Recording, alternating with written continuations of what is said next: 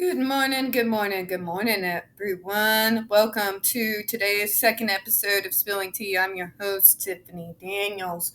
We're going to go into a subject that is going to explain why the disability community in particular are watching the JD versus AH case so closely. Now, you may sit there and tell yourself that the disability rights movement, the neurodiversity movement, well, they have nothing to do with this case. You'd be wrong. See, JD, he's not just a neurodiverse with ADHD. He also has other disabilities that have come out in this case. And I know some people be like, why do you just keep harping on that? Well, there's a reason, folks, and we're going to be going over it this morning, all right? So, this is coming to you. This is one of the first things we're going to read. Domestic violence and people with disabilities. What to know, why it matters, and how to help. So, the first thing we're going to do is go over 6 facts about people with disabilities and domestic violence. All right, this is the more recent. We're also going to go over some older numbers as well. Okay, number 1, people with disabilities have a higher lifetime prevalence of experiencing abuse than people without disabilities. Number 2, people with disabilities experience violent crime at twice the rate of people without disabilities. Number 3, people with disabilities are 3 times as likely to be sexually assaulted as their peers without disabilities. Number 4, in 2008, intimate partners perpetuated 27% of violent crime against women with disabilities and 1.1% of crime against men with disabilities. Now, that 1.1% has to do, by the way, by the men who actually came forward. See, us in the disability community, we have to suffer from this horrible thing of having our disabilities be used against us whenever we come forward with allegations of abuse. When you're disabled and also a man, it's a double whammy, double-edged sword, ladies and gents. And let's look at what AH has said. He doesn't remember. He blacks out. He doesn't see reality. Accusations that have been used against people with disabilities when we've come forward to report abuse ad nauseum for decades. Now, moving on. Number 5, police are less likely to respond to reported violence against victims with disabilities than they are to reported violence against victims without disabilities. Police respond to 90% of reports by victims without disabilities and 77% reports by victims with disabilities. A survey conducted by Spectrum Institute Disability and Abuse Project found that 70% of respondents with disabilities experienced some form of abuse by an intimate partner, family member, caregiver, acquaintance, or stranger. Of those, 87.2% experienced verbal emotional abuse, 50.6% experienced physical abuse, 41.6% experienced sexual abuse, 37.4% experienced neglect, 31.5% experienced financial abuse, 37.3% reported the abuse to law enforcement. Alleged perpetrators were arrested in 10% of abuse cases reported to law enforcement. What does domestic violence look like for a victim with a disability? Verbal and psychological abuse, physical violence, unwanted sexual contact, threats and intimidation, neglect, withholding medications. Sound familiar, ladies and gents? Physically harming service animals, isolating victims, depriving victims of necessary physical accommodations, withholding or destroying assistive devices such as wheelchairs, financially exploiting victims, and misusing victims' money. Sounds familiar, doesn't it? Why it matters. The term disability encompasses many forms and degrees of impairments, including physical and developmental and psychological disabilities. Now they're going to harp on about women, of course. Women with disabilities are uniquely vulnerable to all forms of violence, including intimate partner violence. They are significantly more likely to experience physical, sexual, and psychological abuses and stalking than their peers without disabilities.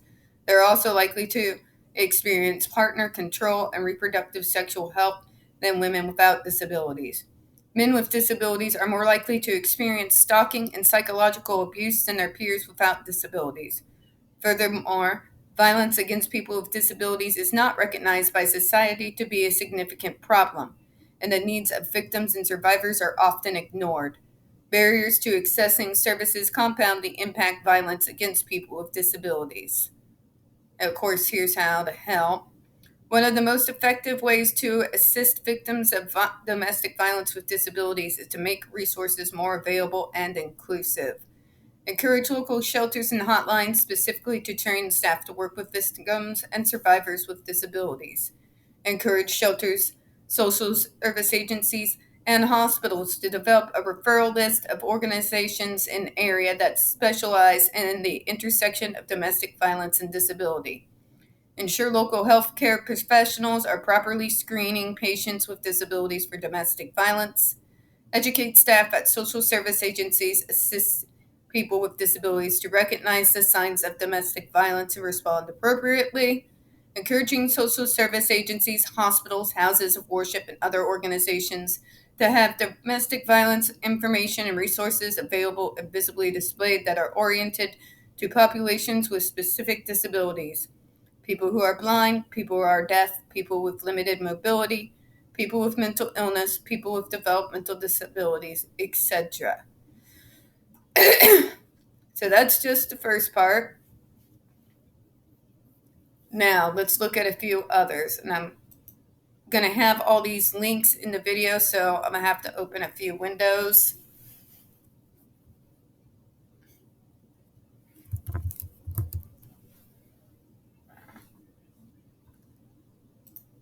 There's another one that I did a video on some time back.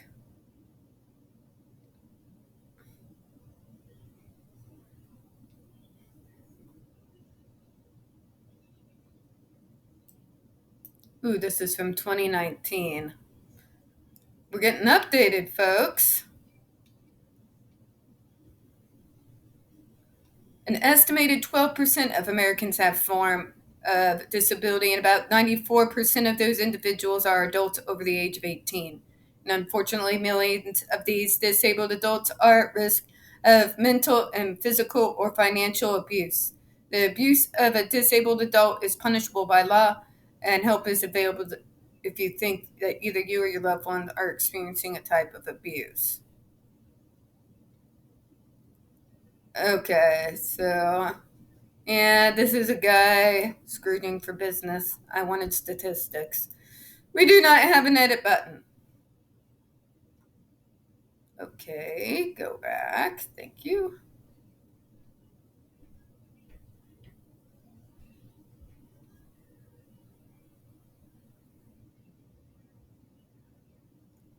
Okay.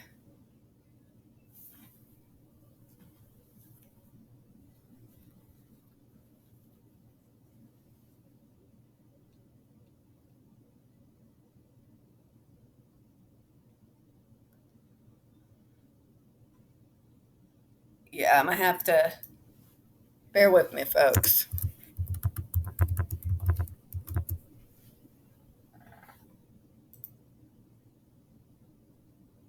Here we are. This comes back from, I believe, 2009. It's from the Center for Disability Rights. And, folks, content warning: violence and sexual assault against disabled people. Living with a disability is undoubtedly linked to a higher probability of experiencing violence. Through research on intersection violence and disability is limited, which inherently reflects unconcern for our experiences. Existing work illustrates this link unmistakably. In 2015, disabled people were 2.5 more likely than non-disabled people to experience violent victimization and serious violent crimes. Sexual assault, aggravated assault, and robbery were even more disproportionate, more than 3 times as likely to impact disabled people. These statistics only reflect violence against disabled people living in household, excluding those who are homeless and the many who have been forced into institutions. And disabled people constitute an exceptional proportion of the institutionalized population. 95% of those 65 or older in 2015. Moreover, research has suggested that an overwhelming 82% of violence against developmentally disabled adults is carried out by institutions, largely because institutions inherently promote the abuse and dehumanization of disabled people. JRC! Without encapsulating institutional abuse, those already grave statistics are a partial estimate of the reality of violence against disabled people. But unpacking just the violence against non institutionalized people is no simple task.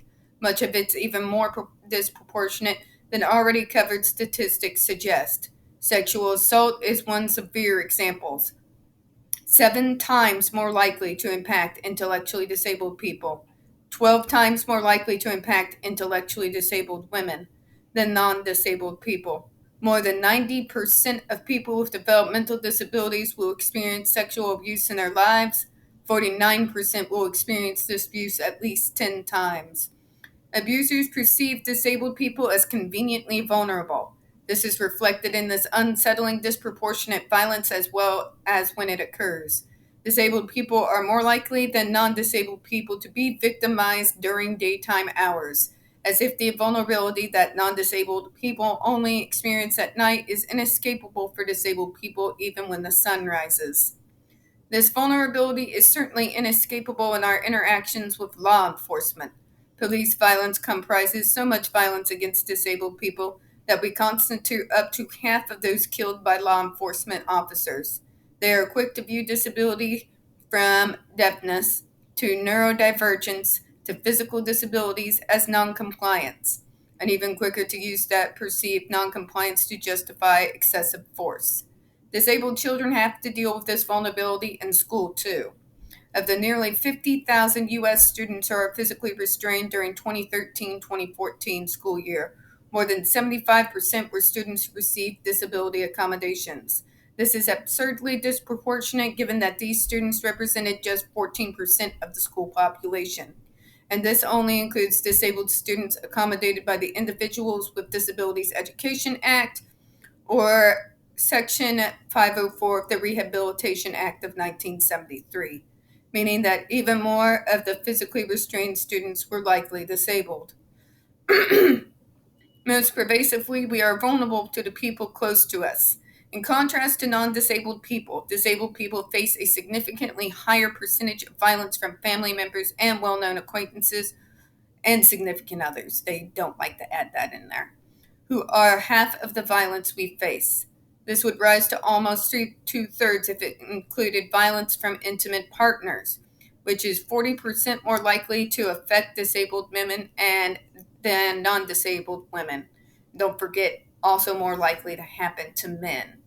I get really tired of disabled men getting left in the cold, folks. In the past 5 years, there have been more than 550 reported cases of disabled people, many who were children, murdered by their families. The real number, including unreported cases, is much higher. That's called filicide, folks. I talk about it all the time. This is all even more frustrating and terrifying because it is overwhelmingly ignored. The media's coverage of violence facing marginalized communities is often scant and problematic, but violence against disabled people has been especially disregarded. More immediately, this violence is so often upheld in court, where allegations of sexually abusing a disabled person often yield no charges against the offender, let alone a conviction. Ironically, although people hardly acknowledge this violence, they talk about disabilities that perpetuate it so well. They say that it must be so hard for the parents of a disabled child to deal with them every day, that these parents are the real victims of a system that don't adequately serve disabled people. And so we should empathize with parents who kill their disabled children because they just couldn't suffer the burden any longer. Who could? Don't get me started on that subject. They say that only disability is a bad attitude. that we shouldn't see disability unless it can be manipulated to justify a parent murdering their child, that is. That disabled people have to pull themselves up by their bootstraps just like everyone else. This just makes things easier. When someone doesn't see disability, there's no need for them to acknowledge their deep seated ableism or the systemic barriers we face of the terrifying rates of violence against us. They say that disabled people are such an inspiration when we simply decide to get out of bed and carry on living with our disabilities. When disability isn't erased, it's framed as inherently frail or demoralizing and pitiable. So when we're victimized, people are satisfied thinking it like an inexplicable outlier. They ask what kind of monster would do that with someone with a disability, never recognizing that that very attitude helps attackers see us as vulnerable in the first place. They don't say that our culture systemically subjects disabled people to extreme rates of violence. They don't ask what can be done to change it. There you go, right there, folks. That's some more statistics and a lot of truth for you. And wait, there's more.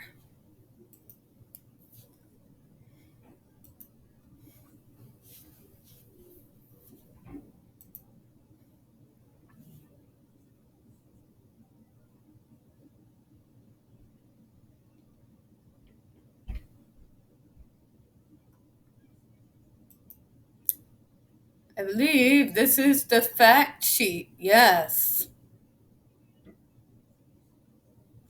Here we go, folks. Crime trends between 2009 and 2015. Individuals with disabilities were at least twice as likely to be victims of violent victimization as people without disabilities. In 2015, nearly 30 of every 1,000 people aged 12 or older with a disability reported violent victimization, compared to 12 of every 1,000 people aged 12 or older without a disability. There you go, there's your stats. Nearly 11 of every 1,000 individuals with a single type of disability were victims of a serious violent victimization. For individuals with multiple disabilities, 14 out of 1,000 were victims of a serious violent victimization. The rate of violent victimization among men and women with at least one disability was more than twice the rate for men and women without a disability. Between 2011 and 2015, nearly 60 of every 1,000 adults aged 12 or older with a cognitive disability reported they were victims of violent victimization. Of individuals age 15 or older with an independent living, ambulatory, vision, or self-care disability, about 30 of every 1,000 individuals were victims of a violent victimization, as were nearly 16 of every 1,000 individuals with a hearing disability. In 2013, nearly 13% of children who were abused or neglected also had a disability. Of those children with behavioral problems, 24%, and those with emotional disturbance, 19%, were most frequently victimized. 1/3 of victimized children with a disability also had an unlisted medical condition. Individuals with a disability who experience violent victimization are more frequently victimized by relatives, including parents and children, and acquaintances and significant others, than victims without disability. Almost 95%, folks, of individuals with disability who were victims of violent crime could identify their perpetrator. 40% were victimized by an acquaintance, 30% were victimized by a stranger, and 15% were victimized by an intimate partner. Like JD, an acquaintance is defined as someone who was well or casually known to the victim, including caregivers. Individuals with disability were slightly more likely to report receiving assistance from non-police victim service agencies compared to individuals without a disability. Overall, a small percentage of violent crime victims receive victim services. Okay, folks, so there's your numbers. So every time a little piece of shit, turd stain, wants to come on to me and be like, why do you even care? They're just celebrities.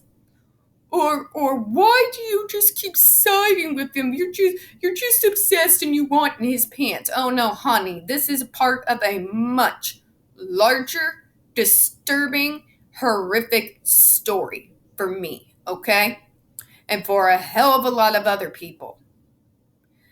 This is a part of a system that seeks to close down, shut up, vilify, slander, and excuse violence against people with disabilities, abuse upon people with disabilities. The few of us that do come forward are less likely to be believed. And people like AH, oh, they prey on us, okay? They prey on people like JD. They prey on people like me. They prey on the whole goddamn lot of us, okay? And that is why so many of us in the neurodiverse communities and the disability rights movement have an eyeball on this case. Because for the first time, we see one of our own who has the biggest chance out of all of us to get justice. You have no idea how huge that is to the rest of us. Okay? That is why it matters to us. We don't care if he's a big Hollywood star. None of that matters. None of that matters. One of our own was attacked, horrifically abused, and then the media did to him what it always does. Slandered him, called him a monster, dismissed him, labeled him, and continued to slander and hammer down and whittle away at him, his family, and his career ever since, just like they do to all the rest of us, only not on so big of a platform. That is why this case matters. For me, it's not just about men who are getting dismissed and treated like shit when they get abused. It's much, much bigger. Much bigger. You have a whole population of people who almost never come forward to speak about our abuse because of exactly what they are doing to him right now while we speak. And this is why it matters. All right, folks, we're going to close out on that one. So, we don't get very many views on this channel. The few that we do get do tend to get removed from time to time. So, folks, please don't forget to hit that like button, hit subscribe, and don't forget to hit the comments. Do appreciate your time this afternoon, and I hope you have a good one. Bye-bye.